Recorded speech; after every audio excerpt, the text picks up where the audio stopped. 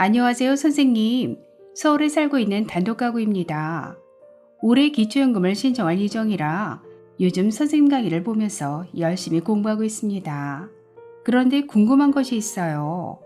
최근에 뉴스를 보니까 보건복지부에서 4월부터 6월 사이에 기초연금 자격 확인 조사를 실시해서 기존 기초연금 수급자들이 탈락할 수 있다고 하던데 이게 무슨 내용인가요?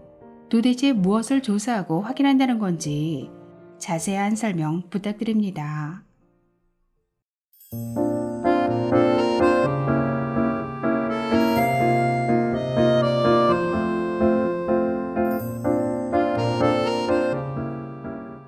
안녕하셨습니까? 행복한 인생 이막 알베르토입니다.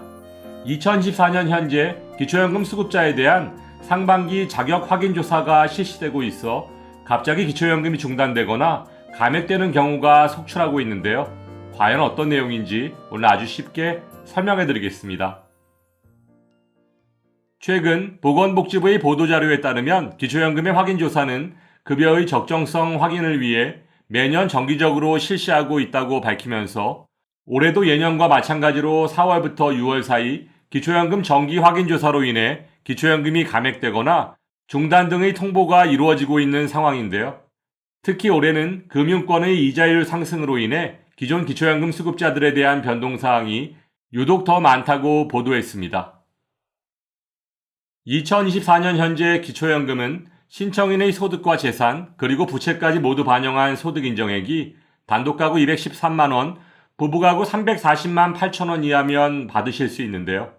하지만 조금 전 설명드렸던 것처럼 기초연금 수급 대상이 되셨더라도 계속해서 기초연금을 받으시려면 매년 상하반기를 나눠서 연 2회 실시하고 있는 정기 확인조사를 통과하셔야 기초연금 수급 자격을 그대로 유지할 수 있으며 정기 확인조사의 시기는 상반기 4월에서 6월, 하반기는 10월에서 12월 사이에 실시하고 있으므로 현재는 상반기 확인조사가 한참 진행 중인 과정이기 때문에 이 결과에 따라 5월 25일부터 갑자기 기초연금이 중단되거나 감액되는 경우가 발생할 수 있습니다. 그럼 지금부터 5월 25일 기초연금이 갑자기 중단되거나 감액되는 이유 4가지를 설명해 드리겠습니다. 5월 25일 기초연금이 감액되거나 중단되는 이유 첫 번째는 이자 소득의 증가입니다. 최근 금리 인상으로 인해 정기예금에 가입한 어르신들의 이자 소득이 예년에 비해 훨씬 높아지고 있습니다. 물론 이자 소득이 증가한다는 것은 어르신들께 좋은 일이라고 할 수 있지만 이로 인해 소득인정액이 높아지고 건강보험 피부양자 자격을 상실하게 된다면 정말 큰일이라고 할 수 있을 텐데요. 현재 이자 소득은 월 4만원의 기본공제를 받을 수 있고 이자 소득이 발생한 달이 속한 해의 다음해 4월부터 6월 사이에 기초연금에 반영하고 있습니다. 예를 들어 2013년 480만원의 이자 소득이 발생했다면 월 이자 소득 40만원에서 기본공제 4만원을 차감한 36만원이 2024년 4월부터 6월 사이에 기초연금의 소득평가액에 반영된다는 것입니다. 따라서 기초연금 가입 전에 이자 소득이 기초연금과 건강보험 피부양자 자격에 어떤 영향을 미치는지 신중히 검토해 보시기 바랍니다.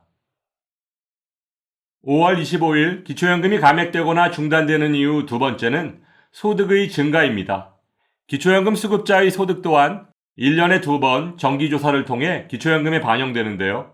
기초연금의 소득은 근로소득과 기타소득, 즉 사업소득, 연금소득, 이자소득 등으로 나눌 수 있습니다. 여기서 근로소득의 경우 기본공제 110만원에 추가공제 30%가 적용되므로 근로소득이 세전소득을 기준으로 할 때 110만원을 초과한다면 많진 않지만 소득인정액의 상승에 영향을 줄 수밖에 없습니다. 따라서 기초연금의 소득인정액에 영향을 주지 않는 정도의 근로소득을 잘 조절하시는 것도 기초연금의 감액과 중단을 막을 수 있는 좋은 방법이라고 할 수 있습니다. 참고로 실업급여는 기초연금의 소득에 반영되지 않으며 어르신들의 공공근로, 자활근로 등에서 나오는 소득 또한 기초연금 산정 시 소득에 포함되지 않습니다. 5월 25일 기초연금이 감액되거나 중단되는 이유 세 번째는 금융재산의 증가입니다. 어르신들의 금융재산 증가는 아무래도 소유하고 계신 부동산을 처분하셔서 생기는 경우가 많으신데요. 예를 들어 대도시의 시가 6억 원, 공시가 4억 원 아파트의 소득 인정액을 구해보면 공시가 4억 원에서 지역별 기본공제, 대도시 기준 1억 3,500만 원을 공제하면 2억 6,500만 원이고 여기에 소득 환산율 4%를 곱하고 이것을 다시 12개월로 나눠주면 83만 3천 원이지만 만일 6억 원 집을 팔고 중소도시의 시가 3억 원 전세로 이사하고 남는 돈 3억 원을 정기예금에 가입했을 때의 소득 인정액은 전세보증금 3억 원에서 5% 기본공제를 하면 2억 8,500만 원이고 여기서 지역별 기본공제 중소도시 기준 8,500만 원을 공제하면 2억 원, 그리고 금융재산, 즉 정기예금 3억 원에서 기본공제 2천만 원을 차감하면 2억 8천만 원이므로 일반 재산과 금융재산의 합은 4억 8천만 원, 여기에 소득환산율 4%를 곱하고 이것을 다시 12개월로 나눠주면 소득인정액은 160만 원입니다. 따라서 지금 계산한 것처럼 대도시의 6억 원 아파트를 소유했을 때보다 대도시의 집을 팔고 중소도시 전세로 옮기고 남는 돈 3억 원을 정기예금에 가입했을 때의 소득인정액이 오히려 76만 7천 원 상승하게 되는 것을 볼 수 있습니다. 따라서 기초연금을 받기 위해 중소도시로 이사하거나 전세로 옮긴 후 남는 돈을 정기예금에 가입하는 등의 금융재산을 늘리는 행위는 기초연금에 상당히 치명적일 수 있으므로 조심하시기 바랍니다. 5월 25일 기초연금이 감액되거나 중단되는 이유 네 번째는 부동산 공시가격의 변동입니다. 일반 재산이 증가하는 이유에는 여러 가지가 있겠지만 부동산 공시가격의 변동으로 인한 일반 재산의 상승으로 기초연금이 감액 또는 중단되는 경우가 가장 많으신데요. 기초연금에 반영되는 부동산의 경우 시세가 아닌 시가의 50-60% 정도인 시가표준액, 즉 공시가격을 기준으로 기초연금에 반영됩니다. 또한 기초연금에 반영되는 공시가격은 전년도 3월경에 발표된 공시가격이 당해년도 4월에서 6월 사이에 기초연금에 반영되고 올해 3월 발표된 공시가격은 내년 4월경부터 기초연금에 반영됩니다. 지금까지 5월 25일 기초연금이 갑자기 중단되거나 감액되는 4가지 이유에 대해 설명드렸는데요. 이 밖에도 기초연금을 충분히 받을 수 있음에도 받지 못하는 사람의 특징을 4가지로 나눠서 설명드리면 1. 본인의 기초연금 탈락 이유를 정확히 모른다. 2. 한번 탈락하면 절대 재신청하지 않는다. 3. 지인 말만 듣고 스스로 판단하고 결정한다. 4. 주민센터 담당자의 말을 너무 잘 듣는다입니다.